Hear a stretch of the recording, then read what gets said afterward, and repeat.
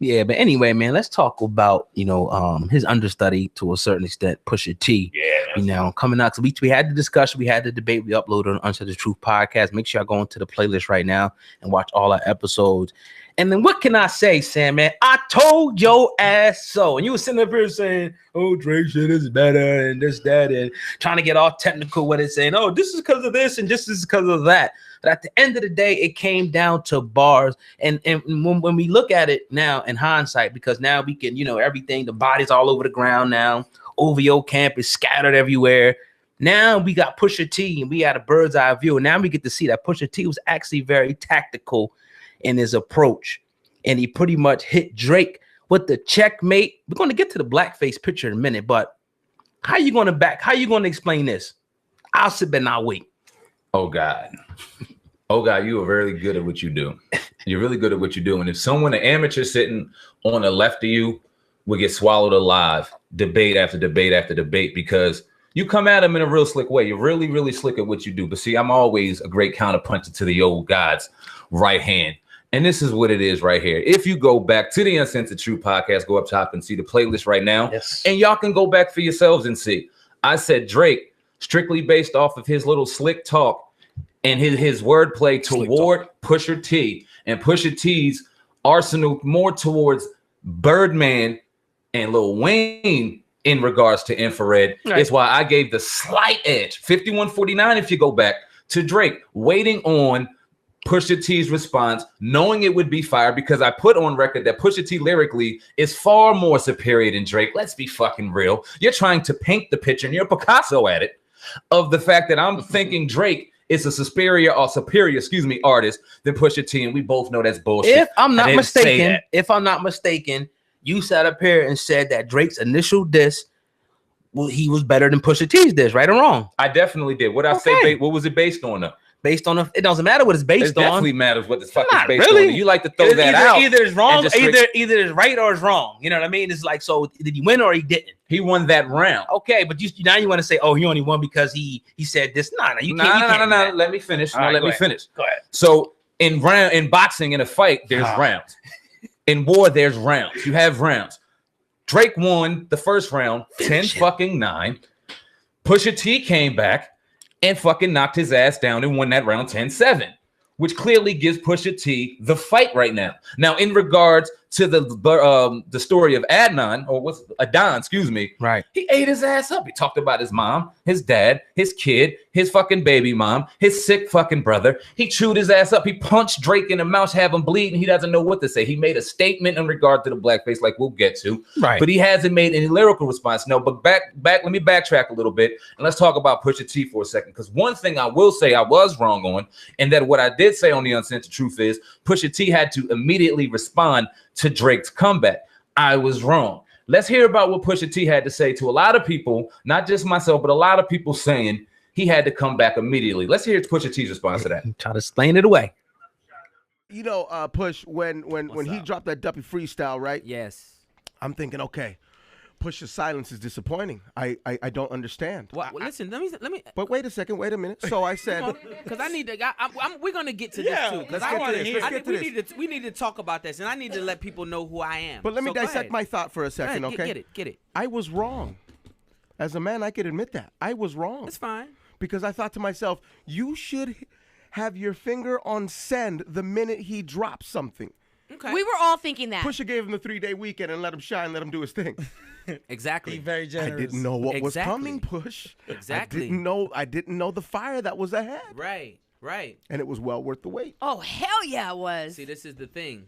And I have a problem with that. Like, you know, the social media culture has a thing with a shot clock. Yep. When it comes to like rap. Yes, and you have to separate yourself, I think, because they can make you feel like you have to do something out of your character. Yeah, and I am not that.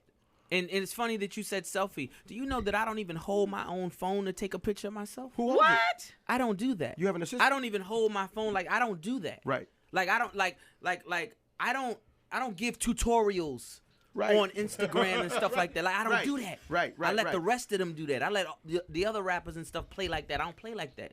I drop classics. I'm 16 years in. I'm still dropping them. Like what? Like I started yesterday. You can put Daytona next to Lord Willing, next to Hell Have No Fury. Let's go. 2002, 2006. What you want to do? It's 18. We not playing.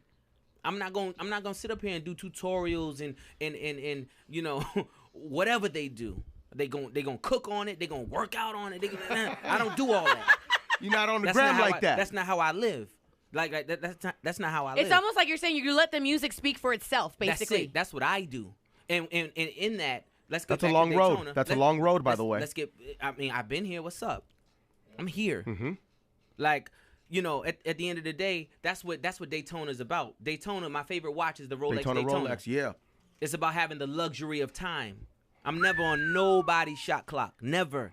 I heard that. Like that's not how I live. Like I listen. So Pusha T basically said Daytona. We all know the Daytona Rolex. He's on his own fucking time. He will not be watched. He will not be shot clotted. He will not be on anybody else's time. He'll drop it when he feels like it. And it seemed to be a great move. He let Drake grab all the momentum of the 3-day weekend. Everyone thought Duffy was the end all be all. And then he started hooking them left and right. Here this motherfucker go. Here this motherfucker go. Always. But at the end of the day, it came out clearly like I said it would, because I said Pusha T would come back and he would drop his ass, and he did. I gotta go back and listen to that tape. I mean, don't remember. do. I do remember us agreeing that he definitely needs to come back harder, and he destroyed him, and it's over at this point. What can Drake possibly come back with now that's gonna refute what Pusha T did? Now he did have a response, for the the blackface picture. Before you get to that, my bad to cut you off, but in response to what else he has. Now, there are rumors out here going around that he's giving out $100K bounty to anybody that has information on Pusha T. What do you think about that? A bounty out there, so he's digging for dirt. But we all heard Pusha T say, y'all can dig all you want. There's no skeletons in my closet. But Drake, I have more on you. Right. Should Drake really just leave this alone? No. He needs to, in the spirit of hip hop, I think he gotta, He's got to come back with something. I mean, if you just leave it alone at this point, I mean, it's not really going to hurt him, financially or anything like that. But his credibility is kind of, messed up his little Adidas launch that he had, so it's just like, it's looking real bad for him right now. But as we seen the Charlemagne video that we posted yesterday when he was talking, with his interns and everything, a lot of people still riding with Drake. And a lot of the women, they're going to still ride with him anyway. And, but anything, this is good for Pusha T at this point. And it just goes to show you, like, lyricism is still, at the top in hip hop. You know what I mean? And I love it. I love it. The fact that he came out and like I alluded to on our last podcast, he came out with a back-to-back kind of the wordplay, funny, slick kind of response to Infrared and Duppy, and it was giving him the upper hand amongst his listeners and amongst his fan base, which is huge. So amongst those, I mean, the buzz was crazy. And not like Meek Mill did, and we'll get into Meek Mill like you wanted to do in our pre-production meeting. We were talking about Meek heavily in regards to the beef with Drake. But Pusha T did something that no one ever did to Drake. He punched him in his mouth and he got him bleeding. Drake never had to get up off the ground and respond to something the way he has the illegitimate child, the mom issues, the dad issues, the 40 issues. He came at Drake's neck. Well, why? The question will come. Let's talk about the Meek Mill. Why? You talk about the bounty and $100,000. Yeah. Why didn't Meek Mill put the information out that Pusha T put out, and especially, and in particular, the information about Drake and blackface? Now, no matter what Drake says, because he tried to explain it away. Yeah. It's just like you really can't explain it. It's almost like a dude. I don't know. It's kind of maybe people in the comment section like, how are you gonna make this comparison? I don't give a damn, right? Look, it's almost like people like Little Uzi Vert, a Young Thug, putting a dress or a purse on. It's like there's nothing you can say to explain why you did this. Now, Drake does give his explanation, but pretty much saying back in 2007. I'll read it. He said, I know everyone to join the circus, but I want to clarify the image in question. This was not from my clothing brand shoot or my music career. This picture is from 2007, a time in my life where I was an actor and I was working on a project that was about young black actors struggling to get roles because they were being stereotyped and typecast. These photos represent how African Americans were wrongfully portrayed in entertainment. Me and my best friend at the time, Mazen, who was also an actor from Sudan, were attempting to use our voice to bring awareness and to use issues we dealt with all the time as black actors at auditions. This was to highlight and raise our frustration with not always getting a fair chance in the industry, and to make a point that the struggle for black actors has not changed much. What do you say about that, Sam? Man? It was believable. I'm not saying does it excuse it? No, hell no. Why? It doesn't excuse it because he took way too much time to come out with it. He should have aired that out a long time ago. That skeleton in particular, if you cared about those issues the way that you alluded to in the response, in the statement, then those caricatures, those images should have been portrayed early on. You should have been, soon as the best that I had shit came out, you got to drop this kind of stuff to allude to it. You got to paint the picture because now it's too late.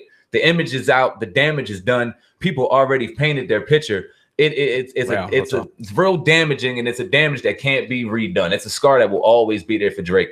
He lost a lot of fans in that. Now the women and maybe certain demographics of the world that really fuck with Drake may give that a pass because they don't understand the significance behind the blackface and behind the culture. That's why it was so important for Drake to come. You should have came out. That's the kind of thing that doesn't need to come out in dirt. Because now it just looks like you're making excuses. But why take the picture though? I don't get it. Like, why do you have to take the picture? What does the picture have to? I mean, I understand this, the symbology of the picture, but like, why did you have to do it, Drake?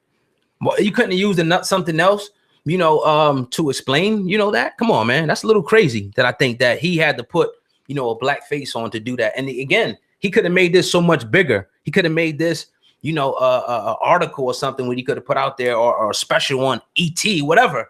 And put it out there and really, brought light to what's going on and maybe started some type of foundation or something to actually help people. You know what I mean? So, like you said, the damage is already done. It's over. Checkmate. And me, I'm gonna reserve my opinion for Meek. We love you, Meek, but like, damn, why didn't you hit him with this shit earlier? Facts. Let me ask you a question, God. So Drake's the blackface, does it? What was I gonna say? Mm-hmm. Does it hurt? Okay, so we all know Drake doesn't do interviews. He's notorious for not doing interviews. A lot of people have been trying to get him on platforms to hear him speak.